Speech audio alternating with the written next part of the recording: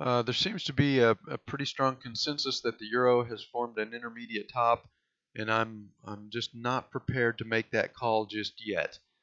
Um, as you can see here, let me widen this out just a touch. At this intermediate bottom, every daily cycle has been right translated. Uh, every daily cycle low is held above the previous daily cycle low. We're making higher highs and higher lows. Um,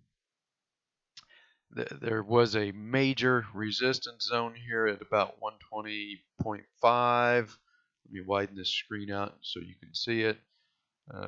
Right here, this is a major resistance zone, so the euro wasn't going to get through that on the first try. That was never in the cards. But um, I'm not convinced. This could turn out to be an intermediate top. And if it is, you'll notice that this intermediate cycle is strongly right translated. So even if this does turn out to be an intermediate top, the move down into the intermediate cycle low shouldn't last more than tops 4 to 6 weeks, may even be over in as short as 3 weeks. It shouldn't get anywhere near this intermediate yearly cycle low here. Um, there's going to be support right around the 115 zone. So, even if this does turn out to be an intermediate top, um, we're not going down very far before we find our next bottom and then start the next leg up and break through this 120 resistance level. But as of right now, anyway, I'm not convinced yet that this is an intermediate top. This may just turn out to be a half cycle low, and then we've still got more to go. Another right translated daily cycle, perhaps. And we could have the same thing here for the dollar.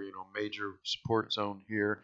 Probably not going to break through it on a sustained move on the first try, but this could turn out to just be a bounce out of a half cycle low that then rolls over, and we get in, this daily cycle continues moving down and bottoms in a more normal timing band. This is a little early for a daily cycle low, although it would be not out of the question if the euro is trying to put in a left translated daily cycle and form an intermediate top, then this would turn out to be just a short daily cycle, and we would start an intermediate bounce again that would not be destined to go very far before it tops, rolls over, and heads back down again. But it's just too early to tell yet. This could just turn out to be a bounce out of a half cycle low. We top pretty quickly here, probably before we even get a chance to turn the 10-day moving average back up and then head back down again.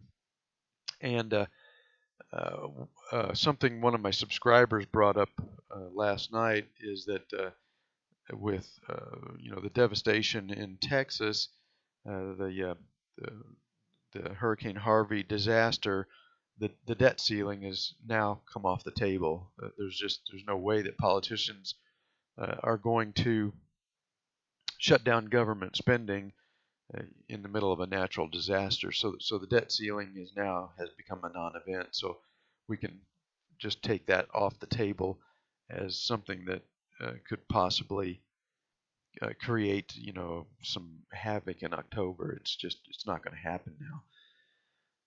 So with that in mind, if this were to turn out to just be a half cycle low, then it's too early yet to say whether or not gold has formed a daily cycle top.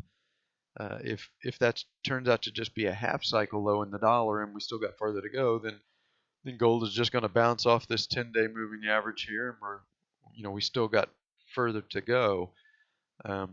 This line here, by the way, this is the bear market trend line. You can see we've broken strongly above it, and if it does turn out to be an intermediate top in the euro, and we get a 3 to 4 week decline into an intermediate cycle low, then then probably all that's going to happen is gold is going to go back down and retest this trend line before starting another leg up. But it's just like I said, it's just too early to tell yet whether the currencies are just moving into half cycle lows and the trend still has further to go. And if it does, then gold is just going to bounce here off the 10-day moving average and keep going yet. It hasn't topped. But like I said in my last video, we're almost 2 months into this rally, so it's too late to keep pushing this with leverage. You need to be off the leverage, but I think you need to have at least some kind of position in case that happens. If the dollar and the euro do um, resume their intermediate trends, then gold is going to would continue higher also. So you need to at least have an unleveraged position in the metals in that in case that scenario plays out. But I would not have a leveraged position right here, just in case this does turn out to be a cycle top, and let's say we come back down and we test this trend line. That would be very painful in a leveraged position. But in an unleveraged position, you would be able to hang on to that position, and then uh, at the cycle bottom, if this does turn out to be a daily cycle top, at the cycle bottom, you could then convert back to a leveraged position from your unleveraged position. So I think you should at least hang on to an unleveraged position. It's way too late to have a leveraged position in the metals, but it's too early yet to say with any conviction that this is the daily cycle top. It may not be. We may still have further to go yet if the currencies are just completing half cycle lows.